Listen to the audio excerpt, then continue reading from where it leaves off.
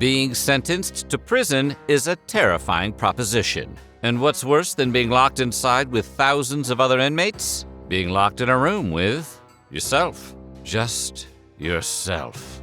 So, today we're exploring some true stories from people in solitary confinement. But before we get started, be sure to subscribe to the Weird History channel. After that, leave a comment and let us know what other cruel and unusual punishments you would like to hear about. And now, to paraphrase Anthony Kiedis, confined in solitary, you won't be the wiser.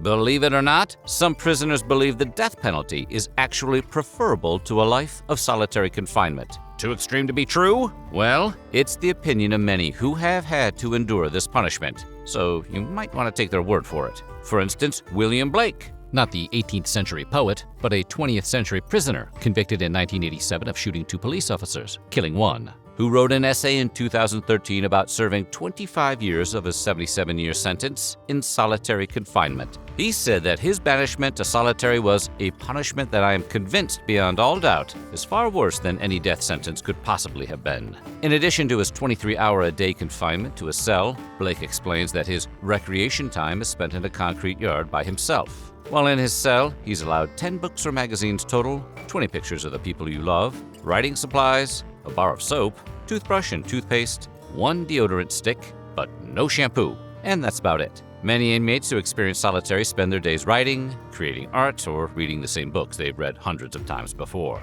Maintaining a grip on sanity is the goal for prisoners who experience extended stays in what prison guards colloquially call the hole.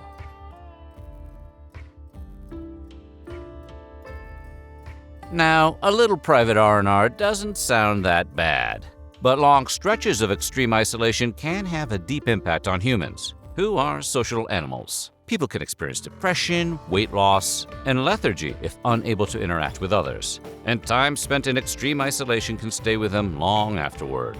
Brian Nelson was 17 when he was convicted of armed robbery and murder, and sentenced to 26 years in the clink.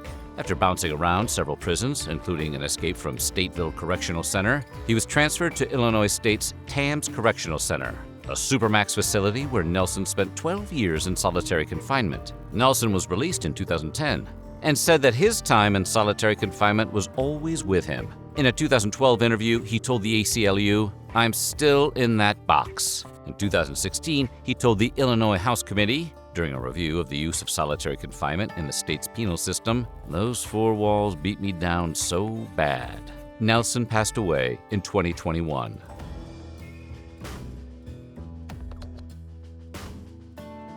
Cesar Francisco Villa was incarcerated in Pelican Bay State Prison Security Housing Unit for murder and attempted robbery for the benefit of a street gang.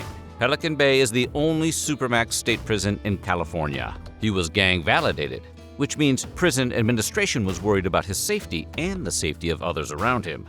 So Villa was not allowed to leave the SHU until he turned over helpful information. But Villa claimed he has no actual gang affiliation, so he remained in solitary confinement. During his time in SHU, Villa developed arthritis in the spine, hepatitis, high blood pressure, and a thyroid condition. In March 2013, Villa wrote an essay for California Prison Focus, outlining his difficult experience in solitary confinement. He admits that he went in determined and believed he could beat it. Since his confinement, Villa's attitude shifted dramatically, saying, "My sense of normalcy began to wane after just 3 years of confinement. Now I was asking myself, can I do this? Though I didn't realize it at the time, looking back now, the unraveling must have begun then. My psyche had changed. I would never be the same. The ability to hold a single good thought left me, as easily as if it was a simple shift of wind sifting over tired, battered bones." Villa is now incarcerated at California State Prison, Solano. Of his 26 years in prison, he has spent over 22 years in solitary confinement. Thanks to Rocket Money for sponsoring this video. Hey there, weird historians! Living in the digital age means having to keep track of about a zillion different accounts. Sometimes for subscriptions you no longer use or don't even remember signing up for, slowly draining your bank account each month. And canceling some subscriptions can be an unexpected hassle. Seriously, some of these places basically make you take an exit interview. That's where Rocket Money comes in. Rocket Money is the personal finance app that helps you cancel subscriptions, lower bills, and manage your money better, giving you the tools you need to achieve financial freedom. Rocket Money helps you cancel unwanted subscriptions by safely and securely identifying recurring charges. No customer service calls required. Not even Henry VIII could go that mad with power. Rocket Money can also help you lower your bills and set custom budgets by analyzing your spending habits. You can automatically monitor your spending by category and get notifications when you've overshot your budget. Join the over 5 million members using Rocket Money and start saving more and spending less today. Go to rocketmoney.com/weirdhistory or click the link in the description to get started for free. And now, back to the video.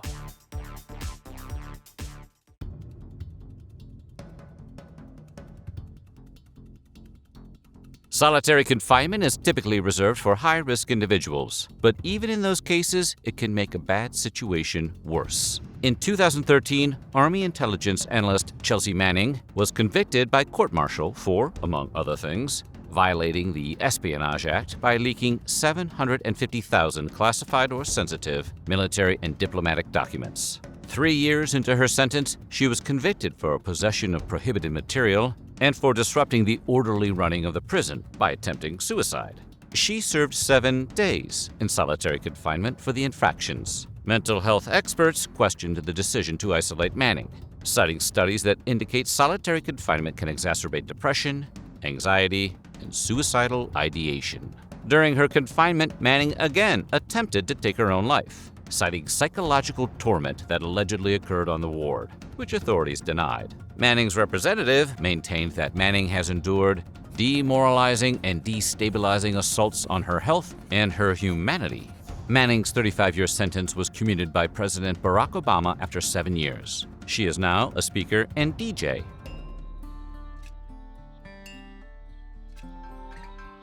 In addition to the obvious toll extreme isolation can take on a person, there are other consequences to solitary confinement that many did not anticipate. Robert Hillary King had bounced in and out of prison before winding up at the Louisiana State Penitentiary, commonly referred to as Angola, in 1972. He was serving time for robbery, a conviction on appeal, as he asserted that key testimony against him had been coerced via torture by the police. In 1973, he was convicted for murdering another prisoner, but maintained his innocence, and his conviction for murder was overturned in 2001. Of his incarceration, he spent over a quarter century in solitary confinement. According to King, he was initially placed in SEG for trying to play lawyer for an inmate. Over his decades in isolation, King says he got to a point where his eyesight was all but gone.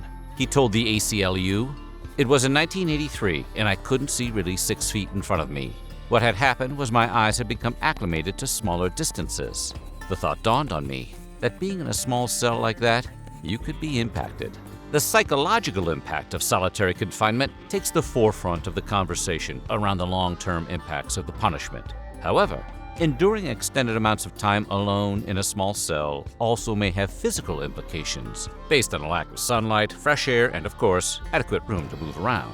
According to researcher Peter Scharf-Smith, in a 2015 interview with Live Science, the sedentary lifestyle that can result from being in solitary can lead to chronic headaches, heart palpitations, oversensitivity to light and noise stimuli, muscle pain, weight loss, digestive problems, dizziness, and loss of appetite.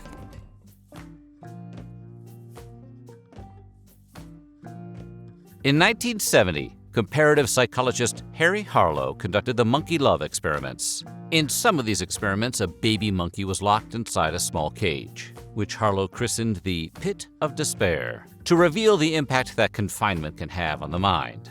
Harlow observed that initially, the monkeys would be active within the cage. However, after an extended time in confinement, the monkeys appeared to abandon hope and become virtually immobile.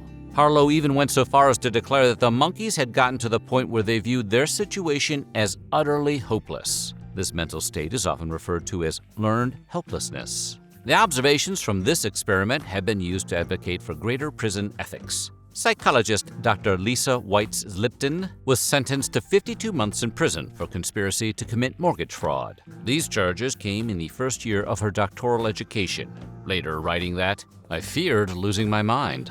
Not in a bout of madness, but rather losing the ability to use my mind to freely exert choices over my behaviors and circumstances. Situation after situation confirmed that we were helpless to effectuate change in our lives and needed to fully subjugate ourselves to those who held the power.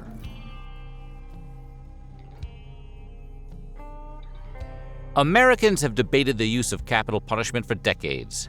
But it may surprise you to learn that many death row inmates are immediately put into solitary confinement as they await their fate. Anthony Charles Graves was wrongly convicted in 1992 of murdering a Texas family of 6 and spent 12 years as a death row inmate sitting in isolation from his mother and his children. In one paper written for the ACLU, Graves explained the terrible consequences he suffered as a result of his internment. I did not know it would mean 12 years of having my meals slid through a small slot in a steel door like an animal. I did not know it would mean 12 years alone in a cage the size of a parking spot, sleeping on a concrete and steel bunk, and alone for 22 to 24 hours a day, all for a crime I did not commit. The injustice. In the same paper, Graves pointed to reports that 93% of states isolate death row inmates, locking them in a small room for more than 22 hours a day. Robert Earl Carter, who testified against Graves in the original court case, eventually confessed to the crime and was executed in 2000. Graves was eventually exonerated in 2006, though he wasn't released until 4 years later. He was also awarded $1.4 million for his prison time, and his prosecuting attorney was disbarred. Disbarred? Seems like maybe that lawyer deserves a decade in the hole. So what do you think? Should solitary confinement still be legal? Let us know in the comments below, and while you're at it, check out some of these other videos from our weird history.